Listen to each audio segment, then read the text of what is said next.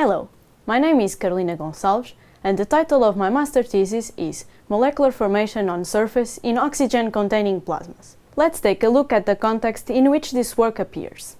We all know that we are severely damaging our planet with pollution, which causes global warming and climate change. One of the gases that is most contributing to the heating of our planet is carbon dioxide, CO2, that accumulates in the near atmosphere and prevents the thermal radiation from Earth to exit to space, in what is called the greenhouse effect. So basically, we have a lot more CO2 in the atmosphere than we should. Wouldn't it be great if we could use it in some way? As a carbon source, CO2 turns out to be an attractive building block for making valuable chemicals. The process might seem simple at first. We capture CO2 and just like Legos, we break CO2 into CO and O. Then CO can be used in a mixture with hydrogen to produce again fuels in what is known as a Fischer-Tropsch process. In the limit, we create a carbon loop that elegantly solves the problem of CO2 by the fact that we are using CO2 as a feedstock to create value-added products. So why don't we have it already? What is stopping us is the fact that CO2 is a highly stable molecule, so we need a substantial amount of energy to dissociate it. One promising way to achieve CO2 dissociation is to use non-thermal plasmas. Let me explain. Plasma is a ionized medium constituted by electrons, ions, and a large number of neutral species. A few examples of natural occurring plasmas are lightning storms, stars, and the northern lights.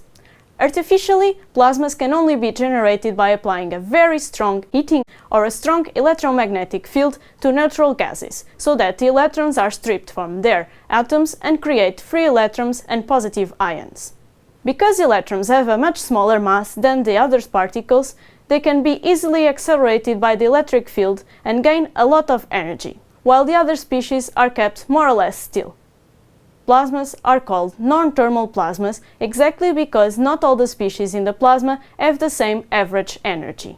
However, even if we are saving because we only accelerate the electrons, normally for a single electron to dissociate a molecule, it needs to carry a lot of energy. Luckily, in the special case of CO2, we have a bit of an advantage. The energetic electrons of plasma can excite vibrational states of CO2, which makes this molecule vibrate in different modes. Since the molecule is already excited, the energy needed to break CO2 is then much smaller. Let's imagine that the energy needed for a reaction to occur is like a mountain.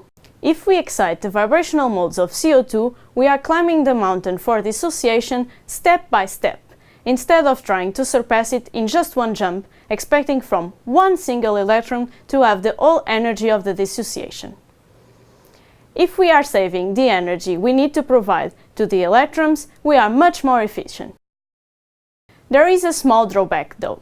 The reactive species created by the electrons can recombine into a large number of different products. Even worse, our desired final products can again be destroyed by new electron collisions.